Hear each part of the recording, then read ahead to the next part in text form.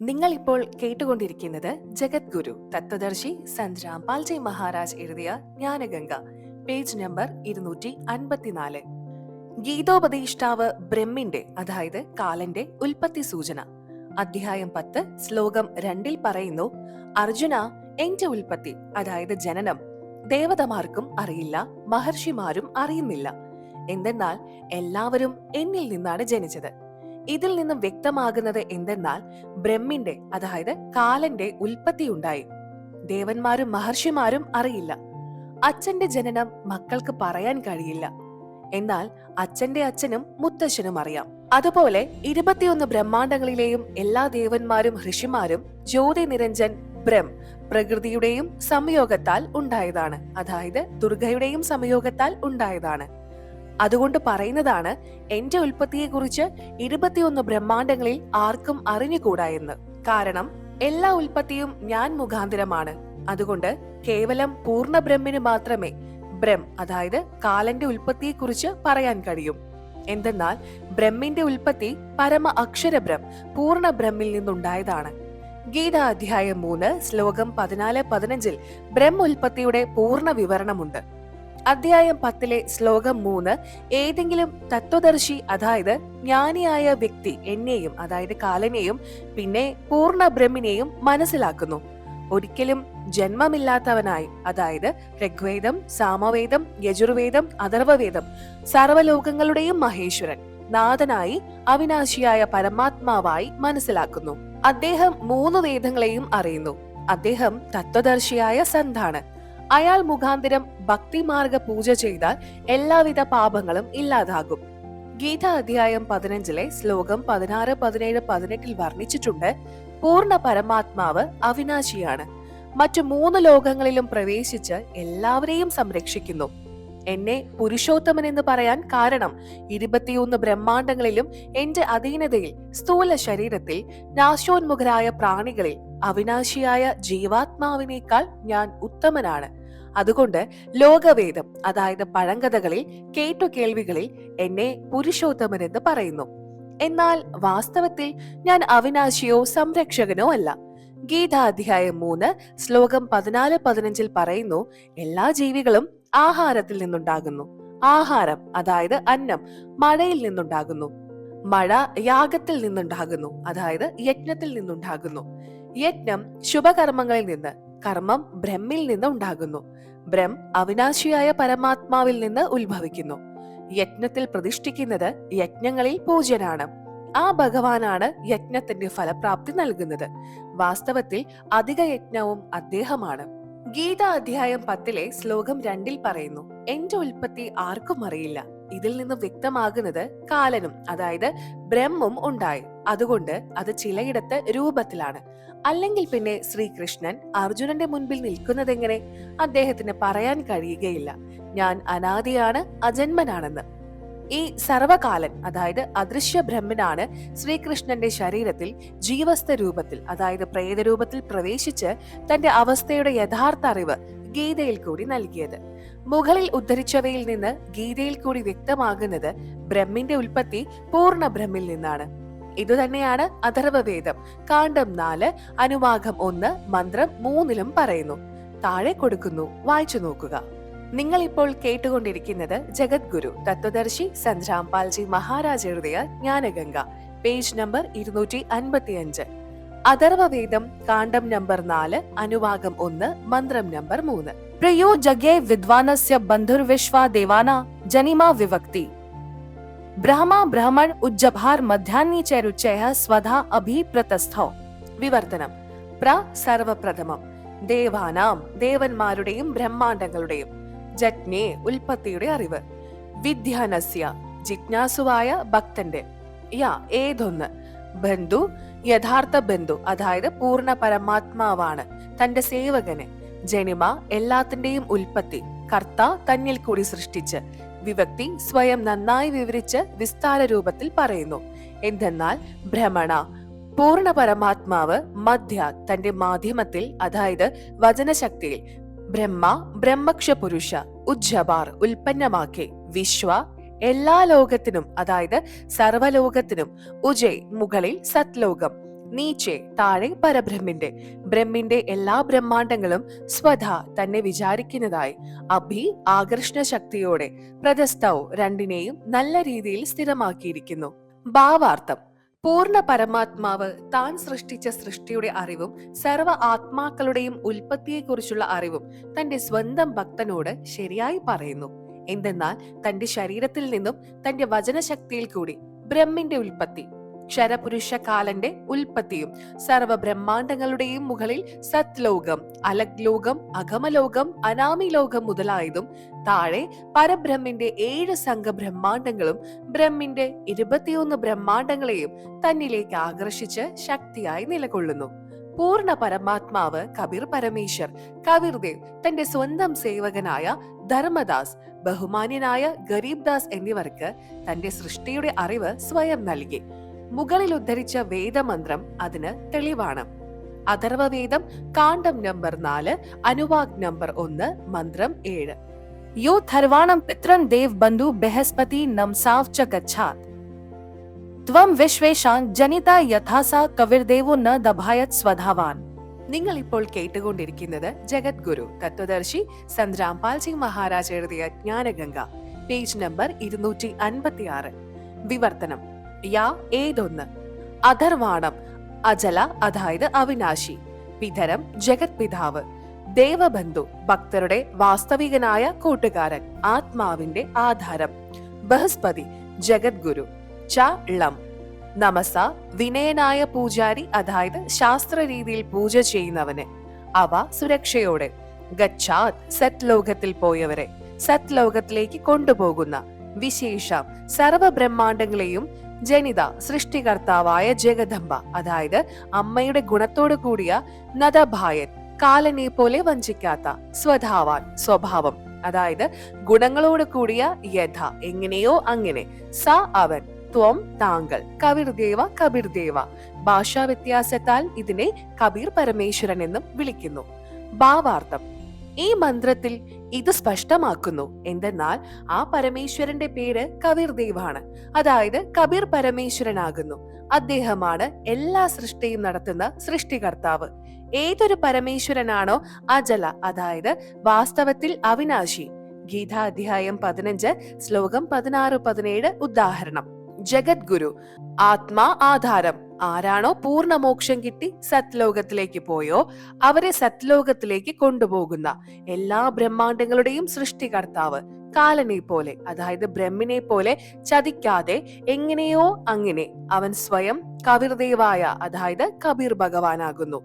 ഈ പരമേശ്വരൻ എല്ലാ ബ്രഹ്മാണ്ടങ്ങളുടെയും പ്രാണികളെയും തന്റെ വചനശക്തിയാൽ ഉൽപ്പാദിപ്പിക്കുന്നത് കാരണം ജനിത മാതാവെന്നും വിളിക്കുന്നു, പിതര പിതാവും, ബന്ധു സഹോദരനും. വാസ്തവത്തിൽ അദ്ദേഹമാണ് ദേവ പരമേശ്വരനും. അതുകൊണ്ട് ഈ കബീർദേവ കബീർ പരമേശ്വരനെ സ്തുതിക്കുന്നു. ത്വമേവ മാതാ ചപിത ത്വമേവ, ത്വമേവ ബന്ധുച്ഛ സഖാ ത്വമേവ, ത്വമേവ സർവ മമ ദേവാ ദേവ. ഈ പരമേശ്വരന്റെ മഹിമ പവിത്ര ഋഗ്വേദ മണ്ഡൽ നമ്പർ 1 സൂക്തം നമ്പർ 24 വിസ്തൃതമായി വർണ്ണിച്ചിട്ടുണ്ട്. ചോദ്യം: വേദങ്ങളിൽ കബീർ അതായത് കബീർ എന്ന പേര് എങ്ങനെ വന്നു? വേദം സൃഷ്ടിയുടെ ആരംഭത്തിലേ ഉള്ളതാണ്. കബീർദേവ് കബീർ പരമേശ്വർ ക്രിസ്താബ്ദം 1398 ജനിച്ചതല്ലേ? ഉത്തരം: പൂർണ്ണ പരമാത്മാവിന്റെ യഥാർത്ഥ പേര് കബീർദേവ് ആണ്. ഉപമാത്മകമായ പേര് സത്പുരുഷ, പരമ അക്ഷരബ്രം, പൂർണ്ണബ്രം എന്നിവയാണ്. ദേശത്തിലെ പ്രധാനമന്ത്രിയുടെ ശരീരത്തിന്റെ പേര് ഒന്ന്.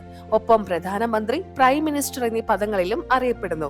ഈ പൂർണ്ണ പരമാത്മ കബീർ ദേവനാമാന്തരണം ചെയ്ത് 4 യുഗങ്ങളിലും ഉണ്ടാവുകയും സൃഷ്ടിക്കും വേദങ്ങളുടെ രചനയ്ക്ക് മുൻപേ അനാമയൻ ലോകത്തിൽ മനുഷ്യ ശരീരത്തിൽ കബീർദേവ എന്ന പേരിൽ അറിയപ്പെട്ടു. ആ കബീർദേവ് പിന്നീട് സത്ലോകത്തെ സൃഷ്ടിച്ചു. അതിനുശേഷം ബ്രഹ്മിന്റെയും ലോകങ്ങളും സൃഷ്ടിച്ചു. പിന്നെ വേദങ്ങളെയും രചിച്ചു. അതുകൊണ്ടാണ് എല്ലാ വേദങ്ങളിലും കബീർദേവിന്റെ വിവരണം ഉണ്ട്. നിങ്ങൾ ഇപ്പോൾ കേട്ടുകൊണ്ടിരിക്കുന്നത് ജഗദ്ഗുരു തത്വദർശി സന്ത് രാംപാൽജി മഹാരാജ് എഴുതിയ ജ്ഞാനഗംഗ, പേജ് നമ്പർ 257. കബീർ സാഹിബ് മുഖാന്തരം വിഭീഷണനും മണ്ഡോദരിക്കും അഭയം നൽകി. പരമേശ്വർ മുനീന്ദ്ര നളനെയും നീലനെയുമാണ് ആദ്യം ശിഷ്യരായി സ്വീകരിച്ചത്. അതിനുശേഷം ശ്രീലങ്കയിലേക്ക് പോയി. അവിടെ ഒരു പരമഭക്തനായ ചന്ദ്രവിജന്റെ 16 അംഗങ്ങളുടെ കുടുംബം താമസിച്ചിരുന്നു. അദ്ദേഹം ഭട്ട് ജാതിയിലെ പുണ്യകർമ്മിയായിരുന്നു. പരമേശ്വരൻ മുനീന്ദ്ര, അതായത് കബീർദേവിന്റെ ഉപദേശപ്രകാരം കുടുംബം നാമദാനത്തിന് പ്രാപ്തരായി. അതായത് മുഴുവൻ കുടുംബത്തിനും നാമദീക്ഷ കിട്ടി. പരമഭക്തനായ ചന്ദ്രവിജയന്റെ പത്നി ഭക്തിമതിയായ കർമ്മവതി ലങ്കയിലെ രാജാവ് രാവണന്റെ റാണിയായ മണ്ഡോദരിയുടെ അടുക്കൽ സേവികയായി ജോലി ചെയ്യുകയായിരുന്നു. റാണി മണ്ഡോദരിയെ തമാശയും രസാവഹമായ കഥകളും കേൾപ്പിച്ച് രസിപ്പിച്ചിരുന്നു. ഭക്തനായ ചന്ദ്രവിജയൻ രാവണന്റെ അടുക്കൽ ദർബാർ ഹാളിലെ സേവകനായിരുന്നു. രാജാവിനെ പുകഴ്ത്തിപ്പാടി രസിപ്പിക്കുകയായിരുന്നു ജോലി. ഭക്തചന്ദ്രവിജയന്റെ പത്നി ഭക്തിമതി കർമ്മവതി പരമേശ്വരന്റെ ഉപദേശം കിട്ടിയതിനു ശേഷം റാണി മണ്ഡോദരിയെ ഭഗവാനെക്കുറിച്ചും സൃഷ്ടിയെക്കുറിച്ചും തന്റെ സദ്ഗുരുവായ മുനീന്ദ്രനിൽ നിന്നും കേട്ട കഥകൾ പറഞ്ഞു കേൾപ്പിക്കാൻ തുടങ്ങി. ഭക്തയായ മണ്ഡോദരി റാണിക്ക് സന്തോഷവും ആനന്ദവും തോന്നി തുടങ്ങി. മണിക്കൂറുകളോളം ഭഗവാനെ കുറിച്ചുള്ള കഥകൾ കർമ്മവതി പറഞ്ഞുകൊണ്ടിരുന്നു. ഭക്തയായ മണ്ഡോദരി കഥകൾ കേട്ട് കണ്ണുകൾ നിറയുമായിരുന്നു. ഒരു ദിവസം റാണി മണ്ഡോദരി കർമ്മവതിയോട് ചോദിച്ചു, നിങ്ങൾക്ക് ഈ അറിവ് എവിടെ നിന്ന് കിട്ടി? ഇതുവരെയും നിങ്ങൾ വെറും തമാശകൾ മാത്രമാണ് പറഞ്ഞുകൊണ്ടിരുന്നത്. ഇത്രയും മാറ്റം വരണമെങ്കിൽ പരമാത്മാവിന് തുല്യമായ ഏതെങ്കിലും സന്യാസിയിൽ നിന്നാകണം. അപ്പോൾ കർമ്മവതി പറഞ്ഞു, ഞങ്ങൾക്കിപ്പോൾ ഒരു പരമശ്രേഷ്ഠനായ സന്തിൽ നിന്നും ഉപദേശം കിട്ടി, സന്യാസിയിൽ നിന്നും ഉപദേശം കിട്ടി. റാണി മണ്ഡോദരി സന്യാസിയെ കാണണമെന്ന ആഗ്രഹം അറിയിച്ചുകൊണ്ട് പറഞ്ഞു, നിങ്ങളുടെ ഗുരു ഇനി വരുമ്പോൾ അദ്ദേഹത്തെ ഇങ്ങോട്ട് കൂട്ടിക്കൊണ്ടുവരണം. തന്റെ യജമാനത്തിയുടെ ആജ്ഞയെ അവർ തലകുലുക്കി സമ്മതിച്ചുകൊണ്ട് അങ്ങനെ തന്നെ എന്ന് പറഞ്ഞുകൊണ്ട് പറഞ്ഞു, സന്തിനെ ആജ്ഞാപൂർവം വിളിക്കുന്നത് ശരിയല്ല. സ്വയം അദ്ദേഹത്തിന്റെ സന്നിധിയിൽ ചെന്ന് ദർശിക്കുന്നതാണ് ശ്രേയസ്കരം. മണ്ഡോദരി, ശരി, നിങ്ങളുടെ ഗുരു ഇനി വരുമ്പോൾ എന്നെ അറിയിക്കൂ, ഞാൻ സ്വയം പോയി ദർശനം നടത്താം. പരമേശ്വരൻ വീണ്ടും ലങ്കയിലെത്തി. മണ്ഡോദരി റാണി ഉപദേശം സ്വീകരിച്ചു. ഭക്തിമതിയായ മണ്ഡോദരി ഉപദേശം സ്വീകരിച്ച് ഭഗവത് സ്മരണയിൽ ലയിച്ചു. തന്റെ പതിയായ രാവണനോടും കൂടി ഉപദേശം സ്വീകരിക്കാൻ പലതവണ പ്രാർത്ഥിച്ചു. പക്ഷെ രാവണൻ തയ്യാറായില്ല. രാവണൻ പറഞ്ഞു, ഞാൻ പരമശക്തിമാനായ മഹേശ്വരനായ മൃത്യുഞ്ജയനായ ശിവഭക്തനാണ്. അതിന് തുല്യമായ മറ്റൊരു ശക്തിയില്ല. നിന്നെ ആരെങ്കിലും കബളിപ്പിച്ചതാകാം. കുറെ ദിവസങ്ങൾ കഴിഞ്ഞു. വനവാസത്തിന് വന്ന ശ്രീരാമ പത്നി സീതാപഹരണം നടത്തി രാവണൻ തന്റെ തോട്ടത്തിൽ ബന്ധനസ്ഥയാക്കി. ഭക്തയായ മണ്ഡോദരി എത്ര പറഞ്ഞിട്ടും രാവണൻ മാതാവായ സീതാദേവിയെ മടക്കി അയക്കാൻ തയ്യാറായില്ല. അശോകവനത്തിലാണ് ബന്ധനസ്ഥയാക്കിയത്. അപ്പോൾ മണ്ഡോദരി തന്റെ ഗുരുവിനോട് കാര്യങ്ങൾ പറഞ്ഞു. രാവണനോട് സീതയെ മടക്കി അയക്കാൻ ഉപദേശിക്കാൻ പ്രാർത്ഥിച്ചു. നിങ്ങൾ ഇപ്പോൾ കേട്ടുകൊണ്ടിരിക്കുന്നത് ജഗദ്ഗുരു തത്വദർശി സന്ത് രാംപാൽ ജി മഹാരാജ് എഴുതിയ ജ്ഞാനഗംഗ, പേജ് നമ്പർ 258. പരമേശ്വരൻ മുനീന്ദ്ര പറഞ്ഞു, മകളെ മണ്ഡോദരി, ഈ സ്ത്രീ വെറും സ്ത്രീയല്ല. ശ്രീ വിഷ്ണുവിന് ശാപകാരണത്താൽ ഭൂമിയിൽ ജന്മമെടുക്കേണ്ടി വന്നു. അദ്ദേഹം രാജാ ദശരഥന്റെ മകനായ രാമചന്ദ്രനായി ജന്മമെടുത്തു. അദ്ദേഹത്തിന് 14 വർഷത്തെ വനവാസം കിട്ടി. ലക്ഷ്മി ദേവിയായ സീതയുടെ രൂപത്തിൽ പത്നിയായി വനവാസത്തിന് എത്തി. അവരെ രാവണൻ ഒരു സന്യാസിയുടെ വേഷത്തിൽ ചെന്ന് ചതിച്ച് എടുത്തുകൊണ്ടുവന്നു. സീതാലക്ഷ്മി ദേവിയാണ്. എത്രയും വേഗം അവരെ തിരിച്ചേൽപ്പിച്ച് ജീവൻ വേണമെങ്കിൽ ക്ഷമാപണം ചെയ്യുന്നതാണ് രാവണന് നല്ലത്. ഭക്തയായ മണ്ഡോദരി എത്ര പറഞ്ഞിട്ടും സീതയെ തിരിച്ചു നൽകാനോ ക്ഷമ ചോദിക്കാനോ രാവണൻ തയ്യാറായില്ല. വിഭീഷണനും തന്റെ ജ്യേഷ്ഠനെ ഉപദേശിച്ചു. പക്ഷേ രാവണൻ വിഭീഷണനെ അടിച്ചു. ഇത്ര പെട്ടെന്ന് ശ്രീരാമന്റെ പക്ഷത്ത് ചേർന്നോ? എങ്കിൽ രാമന്റെ അടുക്കൽ തന്നെ പോകാനായി പറഞ്ഞു. രാവണൻ പറഞ്ഞു, ആ 2 പിള്ളേർ വനത്തിൽ ചുറ്റി നടന്ന് എന്നെ എന്തു ചെയ്യാനാ? എന്റെ അടുക്കൽ എണ്ണമറ്റ സൈന്യമുണ്ട്. എനിക്ക് 1,00,000 പുത്രന്മാരും 1,400,000 ബന്ധുക്കളുമുണ്ട്. എന്റെ മകൻ മേഘനാഥൻ ഇന്ദ്രനെ പരാജയപ്പെടുത്തി അയാളുടെ മകളെ വിവാഹം ചെയ്തു. 33 കോടി ദേവതകളെ നമ്മൾ ബന്ധനസ്ഥരാക്കി. എന്നിട്ടും നീ എന്നെ നിസ്സഹായനെന്ന് പറഞ്ഞ് വനവാസികളെ ഭഗവാനായി കണ്ട് എന്നെ പേടിപ്പെടുത്തുകയാണോ? ഞാൻ ആ സ്ത്രീയെ തിരിച്ചയക്കില്ല. ഒരു ദിവസം മണ്ഡോദരി തന്റെ ഗുരുവിനോട് പ്രാർത്ഥിച്ചു, അല്ലയോ ഗുരുദേവ, എന്റെ സൗഭാഗ്യം നശിച്ചുകൊണ്ടിരിക്കുന്നു.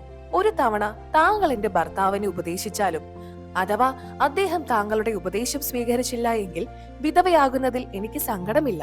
ഭക്തയായ മണ്ഡോദരയുടെ പ്രാർത്ഥനയനുസരിച്ച് ഗുരുദേവൻ രാവണന്റെ ദർബാർ ഹാളിന് മുൻപിലെത്തി. ദ്വാരപാലകരോട് രാവണനെ കാണണമെന്ന് പറഞ്ഞു. ദ്വാരപാലകർ പറഞ്ഞു, ഇപ്പോൾ ദർബാർ സഭ നടന്നുകൊണ്ടിരിക്കുന്നതിനാൽ രാജാവിനെ കാണാൻ കഴിയില്ല. ഈ സമയത്ത് പുറത്തുനിന്ന് അകത്തും അകത്തുനിന്ന് പുറത്തും സന്ദേശം കൈമാറാൻ പറ്റില്ല. അപ്പോൾ പൂർണ്ണപ്രഭു അതായത് ഭഗവാൻ അന്തർധാനം ചെയ്ത് സഭയിലെത്തി. രാവണൻ സന്യാസിയെ കണ്ടുകൊണ്ട് ചോദിച്ചു, എന്റെ അനുവാദമില്ലാതെ ഈ സന്യാസിയെ ആരാണ് അകത്തേക്ക് കടത്തിവിട്ടത്? എന്റെ മുമ്പിൽ വെച്ച് തന്നെ അയാളെ കൊണ്ടുവന്നു കൊല്ലൂ. മുനി പറഞ്ഞു, മഹാരാജ, നിങ്ങളുടെ ദ്വാരപാലകർ എന്നെ തടഞ്ഞു. പക്ഷെ അവർക്കറിയില്ല ഞാൻ എങ്ങനെ അകത്ത് പ്രവേശിച്ചു എന്ന വിവരം. രാവണൻ അപ്പോൾ ചോദിച്ചു, നീ എങ്ങനെ അകത്ത് കടന്നു? അപ്പോൾ പൂർണ്ണപ്രഭുവായ ഭഗവാൻ അപ്രത്യക്ഷമായിട്ട് വീണ്ടും പ്രത്യക്ഷമായി. എന്നിട്ട് പറഞ്ഞു, ഇങ്ങനെയാണ് ഞാൻ വന്നത്. രാവണൻ പറഞ്ഞു, വന്ന കാരണം പറയൂ. മുനി പറഞ്ഞു, താങ്കൾ യോദ്ധാവായിട്ടും ഒരു അബലയായ സ്ത്രീയെ അപഹരിച്ചുകൊണ്ട് വന്നിരിക്കുന്നു. ഇത് നിങ്ങളുടെ യശസ്സിനും ശൂരവീരതയ്ക്കും വിപരീതമാണ്. ഇത് വെറും സ്ത്രീയല്ല, അവർ ലക്ഷ്മി ദേവിയുടെ അവതാരമാണ്. ശ്രീരാമചന്ദ്രൻ ഇവരുടെ ഭർത്താവാണ്. അദ്ദേഹം മഹാവിഷ്ണുവാണ്. അതുകൊണ്ട് അവരെ മടക്കിക്കൊടുത്ത് ജീവൻ തിരിച്ചു നൽകണമെന്ന് ഭിക്ഷ യാചിക്കൂ, പ്രാർത്ഥിക്കൂ. അതാണ് താങ്കൾക്ക് ശ്രേയസ്, ഉത്തമം. നിങ്ങൾ ഇപ്പോൾ കേട്ടുകൊണ്ടിരിക്കുന്നത് ജഗദ്ഗുരു തത്വദർശി സന്ത് രാംപാൽ ജി മഹാരാജ് എഴുതിയ ജ്ഞാനഗംഗ, പേജ് നമ്പർ 259. തമോ ഗുണ ഭഗവാനായ ശിവനെ ഭജിക്കുന്ന രാവണൻ ഇത് കേട്ട് കോപാക്രാന്തനായി സിംഹാസനത്തിൽ നിന്ന് ഗർജിച്ചുകൊണ്ട് ചാടി എണീറ്റു, വാളെടുത്തു. 70 പ്രാവശ്യം വധിക്കാനായി ശ്രമിച്ചു ഋഷിയെ. പരമേശ്വരൻ മുനീന്ദ്രൻ ഒരു ചൂല് കയ്യിൽ പിടിച്ച് രാവണന്റെ വാൾ തടഞ്ഞു. വാൾമുന ചൂലിൽ തട്ടി വലിയ ശബ്ദം മുഴങ്ങി. ഏതോ ഒരു ലോഹത്തൂണിൽ തട്ടി ഉണ്ടായതുപോലെ. ചൂലിന്റെ മൂടിന് ഒന്നും സംഭവിച്ചില്ല. പക്ഷെ രാവണൻ വിയർത്തു. എന്നിട്ട് അഹങ്കാരത്തോടെ വാൾ വീശി. രാവണന് മനസ്സിലായി ഇത് വെറും സാധാരണ മുനിയല്ല എന്ന്. രാവണൻ പറഞ്ഞു, നിങ്ങളുടെ ഒരു വാക്കും അനുസരിക്കാൻ ഞാൻ തയ്യാറല്ല. താങ്കൾക്ക് പോകാം. സന്യാസി അവിടെ നിന്നും അന്തർധ്യാനം ചെയ്തു. മണ്ഡോദരിയോട് എല്ലാ വിവരവും പറഞ്ഞു. മണ്ഡോദരി എല്ലാം കേട്ടിട്ട് പറഞ്ഞു, സ്വാമി, ഇപ്പോൾ എനിക്ക് വിധവയാകുന്നതിൽ ഭയമോ ദുഃഖമോ ഇല്ല. ശ്രീരാമചന്ദ്രനും രാവണനും തമ്മിൽ യുദ്ധമുണ്ടായി. രാവണനെ ശ്രീരാമചന്ദ്രൻ വധിച്ചു. ശ്രീലങ്കാ രാജ്യം രാവണൻ തമോ ഗുണ ശിവനെ ഭജിച്ച് 10 തവണ തല നഷ്ടപ്പെടുത്തി വീണ്ടെടുത്തതായിരുന്നു. പക്ഷേ ഒരു നിമിഷത്തെ സുഖം പോലും ലഭിച്ചിട്ടില്ല. നരകം അനുഭവിക്കാനായിരുന്നു വിധി. ഇതിന് വിപരീതമായി പരമാത്മാവായ സത്നാമ പൂജ ചെയ്തിരുന്ന വിഭീഷണന് ഒരു പ്രയാസവും കൂടാതെ ലങ്കാ രാജ്യം കിട്ടി. 1000 വർഷത്തോളം വിഭീഷണൻ ലങ്കയിലെ രാജാവായി വാണു. ഭഗവാന്റെ കൃപ കൊണ്ട് രാജ്യത്ത് പൂർണ്ണ ശാന്തിയും സമാധാനവും ഉണ്ടായി. ഭക്തമയിയായ മണ്ഡോദരി, ഭക്തനായ വിഭീഷണൻ, ഭക്തചന്ദ്ര വിജയന്റെ കുടുംബത്തിലെ 16 അംഗങ്ങൾ എല്ലാവരും പൂർണ്ണ പരമേശ്വരന്റെ ഉപദേശപ്രകാരം ആജീവനാന്തം സത്ഭക്തി പൂജയിൽ ഭൂമിയിൽ സുഖമായി ജീവിച്ചു. ഒടുവിൽ പരമേശ്വരന്റെ വിമാനത്തിൽ കയറിയിരുന്ന് സത്ലോകം ശാശ്വതമായ സ്ഥാനം പ്രാപിച്ചു. ഗീത അധ്യായം 7 മന്ത്രം 12 മുതൽ 15 വരെ പറയുന്നു.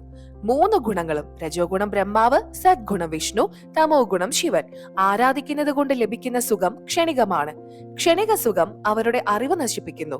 അവർ രാക്ഷസീയ സ്വഭാവത്തിൽ മനുഷ്യരിൽ നീചരായ ദുഷ്കർമ്മികളായി മാറുന്നു. മടയാർ ഇവർ എന്നെ കാലബ്രഹ്മത്തെ പോലും ഭജിക്കുന്നില്ല. ഗീത അധ്യായം 7 മന്ത്രം 18 ഗീതോപദേഷ്ടാവ് പറയുന്നു, ഏതെങ്കിലും പവിത്ര ആത്മാവ് എന്നെ അതായത് ബ്രഹ്മത്തെ ഭജിക്കുന്നു. കാരണം അവർക്ക് തത്വദർശിയായ സന്യാസിയെ കണ്ടുമുട്ടാൻ കഴിഞ്ഞില്ല. അവരും നല്ല ബുദ്ധിമാന്മാരായ ആത്മാക്കൾ അനുത്തമമായ മോക്ഷപ്രാപ്തിയെയാണ് ആശ്രയിക്കുന്നത്. അവർക്ക് മോക്ഷമില്ല. ഗീതാധ്യായം 18 മന്ത്രം 62 പറയുന്നു, അർജുന, നീ സർവഭാവത്തോടെ പൂർണ്ണ പരമാത്മാവിനെ ശരണം പ്രാപിക്കെ. അദ്ദേഹത്തിന്റെ ഉപദേശത്താൽ കൃപയാൽ സത്ലോകം പ്രാപിക്കും.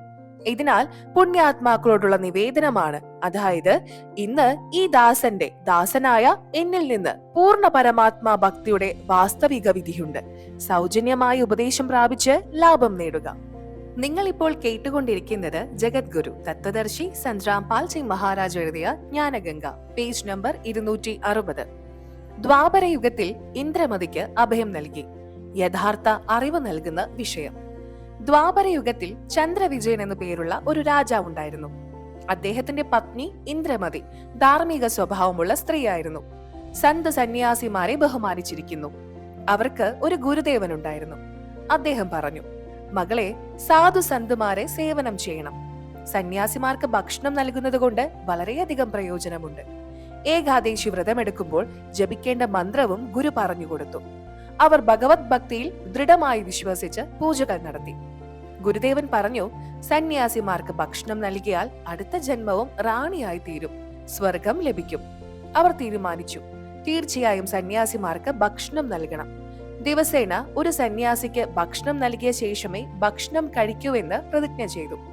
പിന്നെ റാണി ആദ്യം സന്യാസിക്ക് ഭക്ഷണം നൽകിയ ശേഷം മാത്രമാണ് സ്വയം ആഹാരം കഴിച്ചിരുന്നത്. വർഷങ്ങളോളം ഈ ക്രമം നടന്നു പോന്നു. ഒരിക്കൽ ഹരിദ്വാറിൽ കുംഭമേള ആരംഭിച്ചു.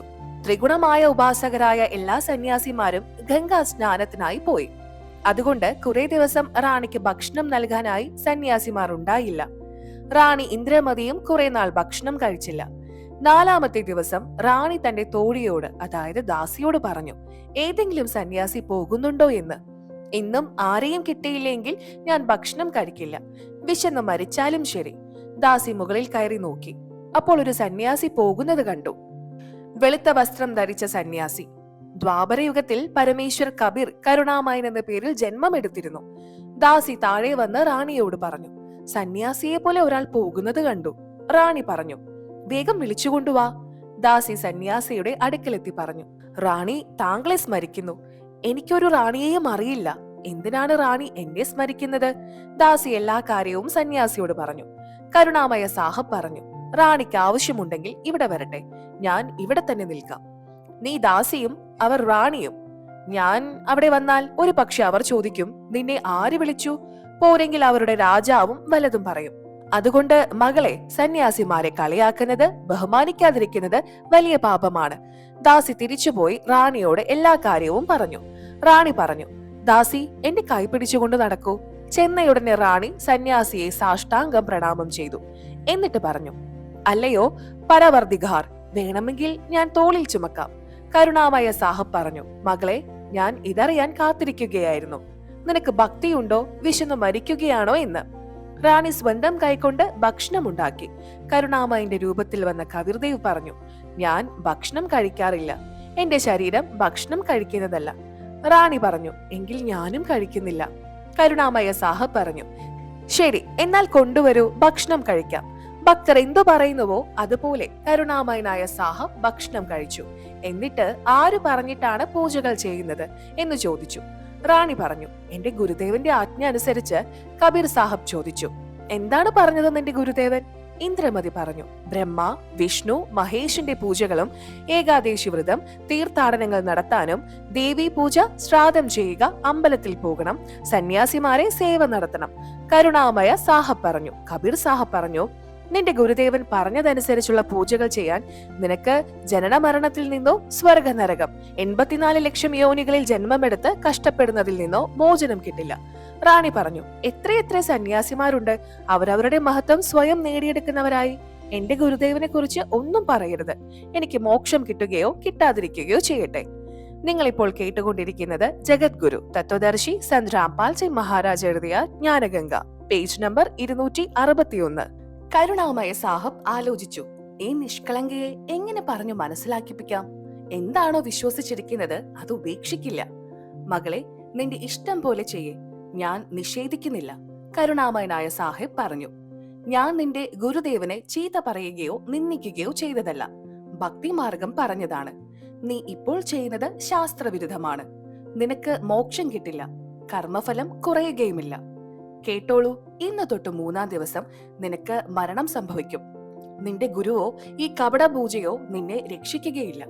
മരിക്കാറാകുമ്പോൾ പ്രാണിക്ക് ഭയം തോന്നും.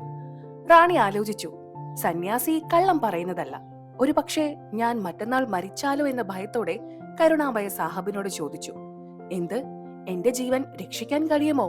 കബീർ സാഹബ് പറഞ്ഞു, രക്ഷിക്കാം. നീ എന്നിൽ നിന്നും ഉപദേശം വാങ്ങണം, എന്റെ ശിഷ്യയായി തീരണം. ഇതുവരെ ചെയ്ത പൂജകൾ ഉപേക്ഷിക്കണം. അപ്പോൾ നിനക്ക് നിന്റെ ജീവൻ രക്ഷിക്കാം. ഗുരുദേവനെ മാറ്റിക്കൂടാ എന്നാണ് ഞാൻ കേട്ടത്. അത് പാപമാണ്. കബീർ സാഹിബ് പറഞ്ഞു, അതും നിന്റെ തെറ്റായ ധാരണയാണ്. ഒരു വൈദ്യന്റെ മരുന്ന് സേവിച്ചത് കൊണ്ട് മറ്റൊരു വൈദ്യന്റെ മരുന്ന് സേവിച്ചുകൂടെ? ഒരാൾ 5-ാം ക്ലാസ്സിലെ അധ്യാപകനെങ്കിൽ മറ്റേയാൾ ഉയർന്ന ക്ലാസ്സിലെ അധ്യാപകനാണ്. മകളെ, അടുത്ത ക്ലാസ്സിലേക്ക് പോണം. എന്ത്, ജീവിതകാലം മുഴുവൻ 5-ാം ക്ലാസ്സിൽ ഇരുന്നാൽ മതിയോ? ഇത് കളയണം. നീ ഇനി അടുത്ത ക്ലാസ്സിലേക്ക് പഠിക്ക്. ഞാൻ പഠിപ്പിക്കാൻ വന്നതാണ്, അല്ലെങ്കിൽ മരണം സംഭവിക്കും. സന്യാസി പറയുന്നത് തെറ്റാറില്ല. ആലോചിച്ചുകൊണ്ട് ഇന്ദ്രമതി പറഞ്ഞു, താങ്കൾ എന്തു പറയുന്നുവോ അതുപോലെ ചെയ്യാം. കരുണാമയ സാഹബ് ഉപദേശം നൽകി. 3-ാം ദിവസം എന്റെ രൂപത്തിൽ കാലൻ വരും. നീ അയാളോട് ഒന്നും പറയരുത്. ഞാൻ പറഞ്ഞു തന്ന നാമം 2 മിനിറ്റ് ജപിക്കണം. അതിനുശേഷം സൽക്കരിക്കണം. ഗുരുദേവനെ കണ്ടതേയുള്ളൂ എന്ന രൂപത്തിൽ പെട്ടെന്ന് പാദങ്ങളിൽ വീണ് നമസ്കരിക്കണം. ഇതാണ് ഇപ്പോൾ എനിക്ക് തരാൻ കഴിയുന്ന ഉപദേശം. റാണി പറഞ്ഞു. ശരി, അങ്ങനെ തന്നെ ചെയ്യാം. റാണി ആലോചിക്കാൻ തുടങ്ങി. ഭക്തിയോടെ ജപിച്ചു. കബീർ സാഹബ് കരുണാമയനായ സാഹിബിന്റെ രൂപത്തിൽ കാലൻ വന്നു. വിളിച്ചു, ഇന്ദ്രമതി, ഇന്ദ്രമതി. ആദ്യം അവൾക്ക് ഭയമായിരുന്നു. ജപിച്ചുകൊണ്ടിരുന്നു. കാലന്റെ നേർക്ക് നോക്കിയില്ല. 2 മിനിറ്റിന് ശേഷം നോക്കി. കാലന്റെ രൂപം മാറിയിരിക്കുന്നു. കാലന്റെ തനി രൂപം. നിങ്ങൾ ഇപ്പോൾ കേട്ടുകൊണ്ടിരിക്കുന്നത് ജഗദ്ഗുരു തത്വദർശി സന്ത് രാംപാൽ ജി മഹാരാജ് എഴുതിയ ജ്ഞാനഗംഗ, പേജ് നമ്പർ 262. കരുണാമയനായ സാഹബിന്റെ രൂപം മാറിയിരിക്കുന്നു. കാലന് മനസ്സിലായി, ഇവൾക്ക് ശക്തിയുള്ള ഏതോ മന്ത്രമുണ്ട്. അതാണ് എന്നെ തിരിച്ചറിഞ്ഞത്. അതോർത്ത് കാലൻ തിരിച്ചുപോയി, രക്ഷപ്പെട്ടു. റാണി സന്തോഷിച്ചു. അവൾ ദാസിയോട് പറഞ്ഞു, എന്റെ മരണം സംഭവിച്ചതാണ്. എന്നെ ഗുരുദേവനാണ് രക്ഷിച്ചത്. രാജാവിന്റെ അടുക്കൽ പോയി പറഞ്ഞു, എന്റെ മരണം സംഭവിച്ചതാണ്. ഗുരുദേവൻ എന്നെ രക്ഷിച്ചു. എന്നെ കൊണ്ടുപോകാൻ കാലൻ വന്നിരുന്നു. നീ കള്ളം പറയുന്നതാണ്. കാലൻ വന്നിട്ട് നിന്നെ വെറുതെ വിട്ടോ? ആ സന്യാസി വെറുതെ നുണ പറഞ്ഞതാണ്. എങ്ങനെ ഇക്കാര്യം വിശ്വസിക്കും? സന്തോഷത്തോടെ റാണി കിടന്നു. കുറച്ചു കഴിഞ്ഞ് കാലൻ സർപ്പത്തിന്റെ രൂപത്തിൽ വന്നു. റാണിക്ക് ഭയമായി. സർപ്പം റാണിയെ കൊത്തി. റാണി ഉറക്കെ നിലവിളിച്ചു, എന്നെ സർപ്പം കൊത്തി. ജോലിക്കാർ ഓടിയെത്തി. നോക്കി നിൽക്കുന്നതിനിടയിൽ വെള്ളം പോകാനുള്ള ഓവിൽ കൂടി സർപ്പം പുറത്തുപോയി. ഗുരുദേവനെ വിളിച്ചുകൊണ്ട് റാണി ബോധരഹിതയായി. കരുണാമയ കബീർ സാഹിബ് അവിടെ പ്രത്യക്ഷപ്പെട്ടു. ആളുകളെ ബോധ്യപ്പെടുത്താനായി മന്ത്രം ജപിച്ചു. അദ്ദേഹത്തിന് മന്ത്രം ജപിക്കാതെ ജീവിപ്പിക്കാൻ അറിയാം. ഇന്ദ്രമതിയെ ജീവിപ്പിച്ചു. റാണി സന്തോഷിച്ചുകൊണ്ട് പറഞ്ഞു, ഈ ദാസി താങ്കളെ അഭയം പ്രാപിച്ചില്ലായിരുന്നെങ്കിൽ ഇപ്പോൾ ജീവിക്കില്ലായിരുന്നു. ഗുരുദേവൻ പറഞ്ഞു, ഈ കാലനെ നിന്റെ വീട്ടിൽ ഇനി കയറ്റില്ല. നിന്നെ ആക്രമിക്കാൻ ഇനി വരില്ല.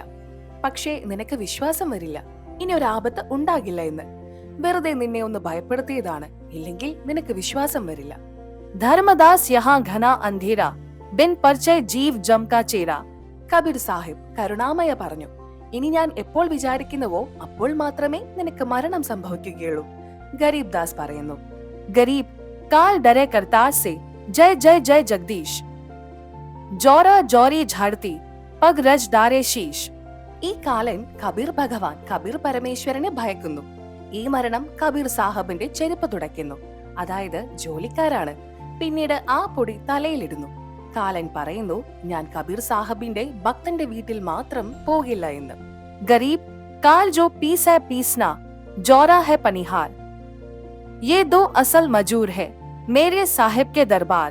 ഈ കാലൻ ഇവിടത്തെ 21 ബ്രഹ്മാണ്ടങ്ങളിലെ ഭഗവാൻ, ബ്രഹ്മാകുന്നു. അതായത് ബ്രഹ്മാവ്, വിഷ്ണു, മഹേശ്വരന്റെ പിതാവ് ആകുന്നു.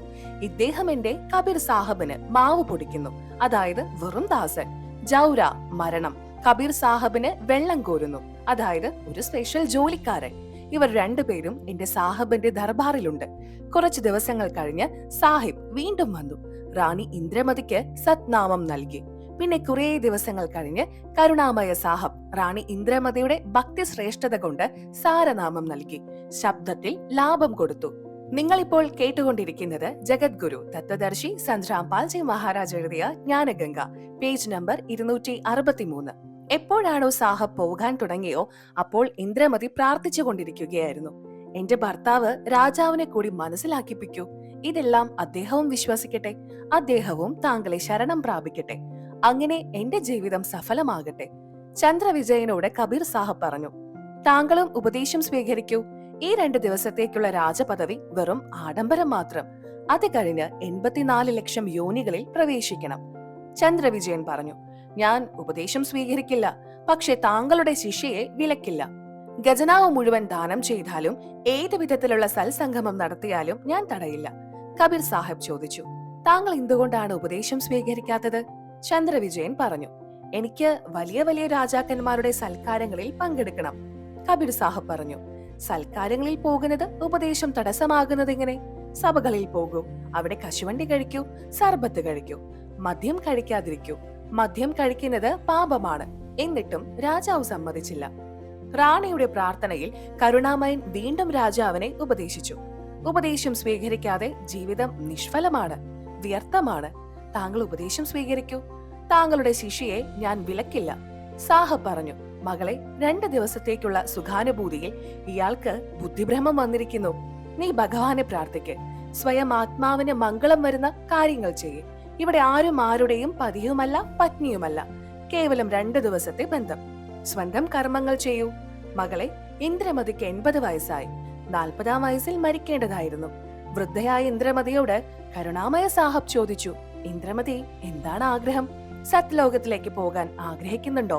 ഇന്ദ്രമതി പറഞ്ഞു, ഞാൻ തയ്യാറാണ്, തികച്ചും സന്നദ്ധയാണ്. കരുണാമയ സാഹബ് ചോദിച്ചു, നിന്റെ കൊച്ചുമക്കളോട് പ്രത്യേകിച്ച് മമത വല്ലതുമുണ്ടോ? ഒരു പ്രത്യേക മമതയുമില്ല, റാണി പറഞ്ഞു. താങ്കളുടെ ഉപദേശം ആ നിർമ്മലമായ അറിവാണ് നൽകിയത്. ഈ വൃത്തികെട്ട ലോകത്ത് എന്താഗ്രഹിക്കാൻ? കബീർ സാഹബ് പറഞ്ഞു. ശരി, പോകാം മകളെ. റാണിയുടെ പ്രാണൻ വെടിഞ്ഞു. സാഹബ് റാണിയുടെ, അതായത് ഇന്ദ്രമതിയുടെ ആത്മാവിനെ മുകളിലേക്ക് കൊണ്ടുപോയി. ഈ ബ്രഹ്മാണ്ടത്തിൽ ഒരു മാനസരോവർ ഉണ്ട്. ആ മാനസരോവറിൽ ആത്മാക്കൾ സ്നാനം ചെയ്യണം. ഈ ആത്മാവിനെയും സാഹബ് കുറച്ചു നേരം അവിടെ വെച്ചു. എന്നിട്ട് ചോദിച്ചു, ഇനി ഒരു ജന്മം കൂടി വേണമെന്ന് ആഗ്രഹമുണ്ടോ? മനസ്സിൽ ആഗ്രഹമുണ്ടെങ്കിൽ സത്ലോകത്തിലേക്ക് പോകാൻ കഴിയില്ല. ഇന്ദ്രമതി പറഞ്ഞു, താങ്കൾ അന്തർയാമിയാണ്. എനിക്ക് ഒരാഗ്രഹവുമില്ല. താങ്കളുടെ ചരണങ്ങളിൽ, പാദങ്ങളിൽ ശരണം പ്രാപിച്ചാൽ മതി. പക്ഷേ മനസ്സിൽ ഒരു സംശയം ബാക്കി. എന്റെ ഭർത്താവ്, അദ്ദേഹം എന്നെ തടഞ്ഞിരുന്നെങ്കിൽ ഞാനിപ്പോൾ താങ്കളുടെ പാദങ്ങളിൽ ശരണം പ്രാപിക്കില്ലായിരുന്നു. എനിക്ക് മോക്ഷം കിട്ടില്ലായിരുന്നു. ഈ ശുഭകർമ്മത്തിൽ കിട്ടുന്ന ലാഭത്തിൽ കുറച്ച് അദ്ദേഹത്തിനും കൂടി നൽകൂ. സാഹബിന് മനസ്സിലായി വീണ്ടും ഭൗതികത്തിലേക്ക് മാറിയെന്ന്. സാഹബ് പറഞ്ഞു, ശരി മകളെ, ഇനി നീ 2-4 വർഷം ഇവിടെ താമസിക്കും. നിങ്ങളിപ്പോൾ കേട്ടുകൊണ്ടിരിക്കുന്നത് ജഗദ്ഗുരു തത്വദർശി സന്ത് രാംപാൽജി മഹാരാജ് എഴുതിയ ജ്ഞാനഗംഗ, പേജ് നമ്പർ 264. 2 വർഷം കഴിഞ്ഞു. രാജാവ് മരിക്കാറായി. എന്തുകൊണ്ടെന്നാൽ നാമോപദേശം സ്വീകരിച്ചിരുന്നില്ല. യമന്റെ ദൂതന്മാർ വന്നു. രാജാവ് ഞെട്ടി തല കറങ്ങി നിലത്ത് വീണു. യമദൂതന്മാർ രാജാവിന്റെ കഴുത്തമർത്തി. രാജാവ് മലമൂത്ര വിസർജനം നടത്തി. കരുണാമയ സാഹബ്, കബീർ സാഹബ് റാണിയോട് പറഞ്ഞു, നോക്ക്, നിന്റെ രാജാവിന്റെ അവസ്ഥ എന്തെന്ന്. അവിടെ നിന്ന് സാഹബ് എല്ലാം കാണിച്ചു കൊടുത്തു. അപ്പോൾ റാണി പറഞ്ഞു, ദയവ് ചെയ്ത് ശക്തിയുടെ സഹകരണ ഫലം ഒരൽപ്പം കൊടുക്കൂ. വീണ്ടും റാണിക്ക് രാജാവിനോട് മമത തോന്നി. കരുണാമയന് മനസ്സിലായി, ഇവൾ വീണ്ടും കാലവലയിൽ കുരുങ്ങപ്പെടുന്നു. ഇതാലോചിച്ചിട്ട് അദ്ദേഹം രാജാവിന്റെ ചേതനയേറ്റ ശരീരം കിടന്ന കൊട്ടാരത്തിലെത്തി. അപ്പോൾ യമദൂതന്മാർ അദ്ദേഹത്തിന്റെ പ്രാണൻ എടുത്തുകൊണ്ടിരിക്കുകയായിരുന്നു. കബീർ സാഹബിനെ കണ്ടയുടൻ യമദൂതന്മാർ ആകാശത്തിലേക്ക് പറന്നു. ശവശരീരവുമായി കഴുകന്മാർ പറക്കുന്നത് പോലെ. ചന്ദ്രവിജയന് ബോധം തെളിഞ്ഞു. മുൻപിൽ കരുണാമയ സാഹബ് നിൽക്കുന്നു. ചന്ദ്രവിജയൻ മാത്രം സാഹബിനെ കണ്ടു. മറ്റാരും അദ്ദേഹത്തെ കണ്ടില്ല. ചന്ദ്രവിജയൻ അദ്ദേഹത്തിന്റെ പാദങ്ങളിൽ വീണ് യാചിച്ചു, എന്നോട് ക്ഷമിക്കൂ ദാദാ, എന്റെ ജീവൻ രക്ഷിക്കൂ. കബീർ സാഹബ് പറഞ്ഞു, ഇന്നും അന്നത്തെ അതേ കാര്യം തന്നെ. നാമമെടുക്കണം, ഉപദേശം സ്വീകരിക്കണം. രാജാവ് പറഞ്ഞു, ഞാൻ ഉപദേശം സ്വീകരിക്കാം, ഇപ്പോൾ തന്നെ സ്വീകരിക്കാം. കബീർ സാഹബ് നാമോപദേശം നൽകി. എന്നിട്ട് പറഞ്ഞു, ഞാൻ നിനക്ക് 2 വർഷത്തെ ആയുസ് നൽകാം. ഇതിൽ ഒരു ശ്വാസം പോലും വെറുതെ പോയാൽ വീണ്ടും കർമ്മഫലങ്ങൾ അനുഭവിക്കേണ്ടതായി വരും. കബീർ, ജീവൻ तो थोड़ा भला जय सत सुमरण हो, लाख वर्ष का जीवना लेखे धरे नाको. ശുഭകർമ്മത്തിൽ സഹകരിച്ചതുകൊണ്ട്, കഴിഞ്ഞ ജന്മത്തെ കർമ്മവും ഭക്തിയും ഉള്ളതുകൊണ്ട് 2 വർഷത്തെ സ്മരണയിൽ 3 നാമമന്ത്രങ്ങളും നൽകി കബീർ സാഹബ് ചന്ദ്രവിജയനെയും പാപവിമുക്തനാക്കി. പറയൂ, സദ്ഗുരുദേവ് കി ജയ്, ജയ് ബന്ദി ചോട്. പരമേശ്വർ കബീർ സാഹബ് യഥാർത്ഥ ഭക്തന്റെ ആയുസ് നീട്ടി നൽകുന്നു. അവന്റെ കുടുംബത്തെ സംരക്ഷിക്കുന്നു. അതാണ് മുകളിൽ ഉദ്ധരിച്ചതിൽ നിന്നും വ്യക്തമാകുന്നത്. ഇത് വളരെ മുൻപുള്ള ഒരു ഉദാഹരണമാണ്. ആധുനിക കാലത്തുള്ള സാധാരണ വ്യക്തികൾ ഇതൊന്നും വിശ്വസിക്കില്ല. ആധുനിക കാലത്തിൽ പൂജ്യ കബീർ സാഹബിന്റെ ശക്തിയെക്കുറിച്ചുള്ള ധാരാളം പുസ്തകങ്ങളുണ്ട്. ദുരിത നിവാരണ, ആയുസ് വർധനയ്ക്കുള്ള ധാരാളം ഉദാഹരണ സഹിതമുള്ള പുസ്തകങ്ങൾ. പരമേശ്വരന്റെ സാരോപദേശങ്ങൾ.